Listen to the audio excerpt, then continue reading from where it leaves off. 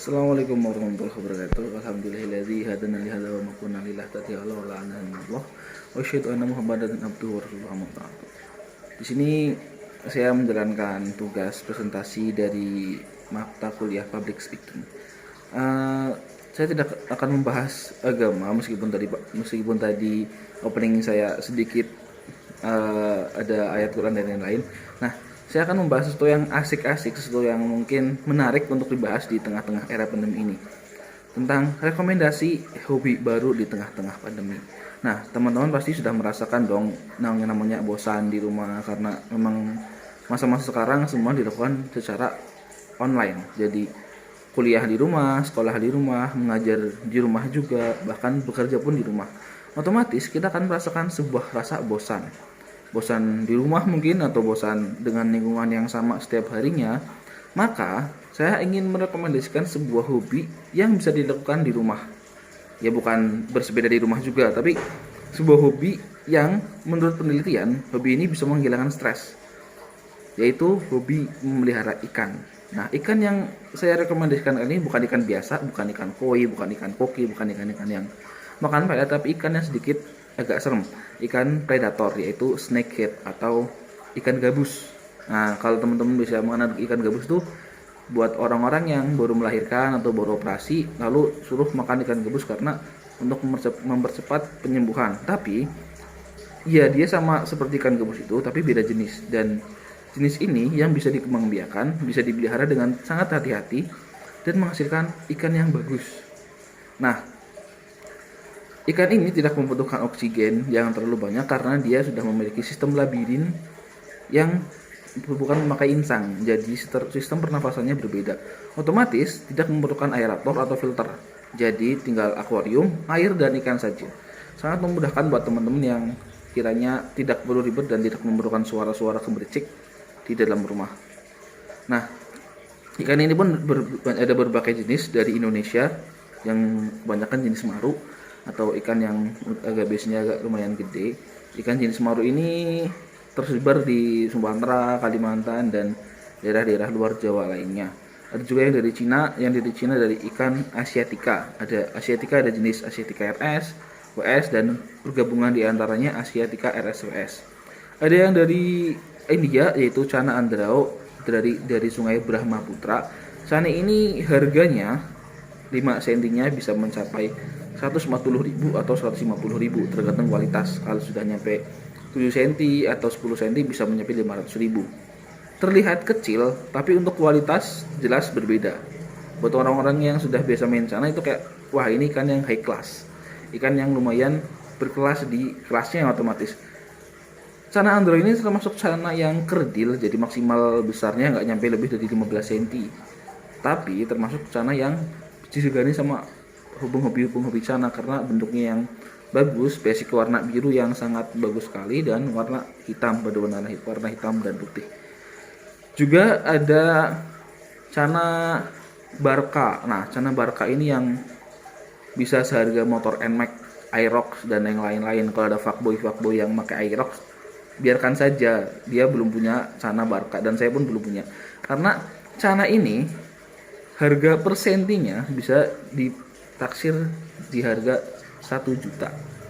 Agak terlihat kurang masuk akal, tapi memang faktanya seperti itu. Karena ikan ini ikan yang langka, bahkan sudah dilindungi di India sendiri, dia itu tempat asalnya, oleh tentara sana.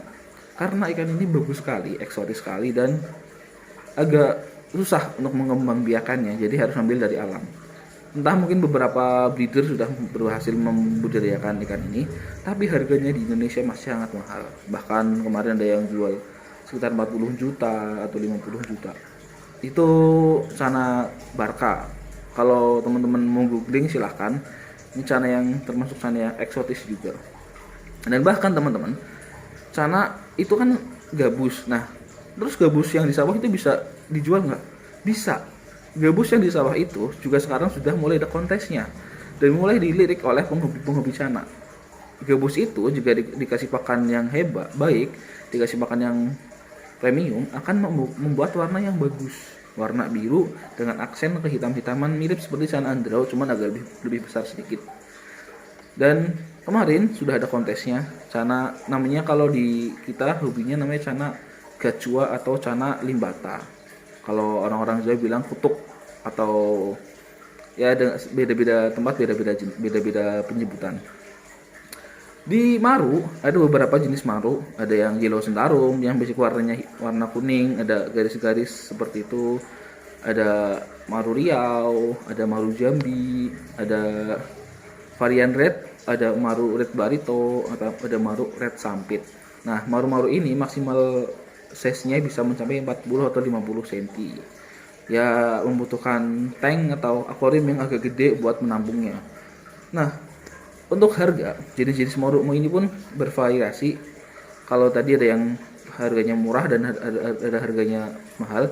Ini paling murah itu harga 15.000. Itu ukuran sekitar 5 cm, jenis-jenis maru Yellow Sentarum. Cuman dalam pemilihan bibit yang baik, kita harus mencari bibit yang terbaik tuh. Nah, dari bibit yang 15.000 itu kita ambil lalu kita kembang biakan. Kalau sudah jadi, harganya bisa setara Nmax. Bahkan kemarin kalau sudah menang kontes, sering menang kontes, ikan itu akan harganya lebih naik lagi dan lebih mahal. Nah, barangkali teman-teman minat pengen, wah kayaknya seru deh melihara cana deh. Kan saya di rumah terus, atau kan saya membutuhkan hiburan. Bisa di Purwokerto sudah banyak, di Purbalingga juga sudah banyak, di Bumiayu, di Wonosobo, di sekitarnya sudah mulai banyak penjual-penjual atau breeder cana yang sudah berkeliaran ibaratnya. Ya barangkali teman-teman bisa beli atau iseng-iseng gitu, silahkan, sangat saya rekomendasikan sekali karena saya juga kecanduan ikan itu. Makanya dari itu saya menjelaskan tentang cana, sesuatu yang memang saya paham sendiri. Itu bukan cana, itu bukan CHNA tapi CHNA, cana atau snakehead, karena kepala dia mirip dengan snake atau ular gitu. Ya seperti itu. Juga ikan cana ikan yang sangat mudah dipelihara karena tidak perlu maintenance yang berlebihan, tidak perlu maintenance yang harus airnya berkualitas. Memang air harus berkualitas, tapi kembali lagi tadi adalah sistem pernafasannya adalah sistem pernafasan labirin. Jadi mungkin kalau ibaratnya disimpan di air putek pun dia hidup. Tapi akankah kita menyimpan ikan bagus di tempat yang putek? Kan nggak mungkin. Tidak ada estetiknya sendiri. Gitu. Terima kasih buat teman-teman yang sudah melihat rekomendasi dari saya ini, semoga bermanfaat. Terakhir dari saya, teman-teman, untuk semoga selalu menjaga kesehatan, pakai masker kemanapun kalian pergi. Semoga kita lekas kuliah tatap muka, kuliah offline, dan segera bertemu seperti biasa lagi. Dan jujur saja agak kangen sama Anjang sana. Dan terakhir, assalamualaikum warahmatullahi wabarakatuh.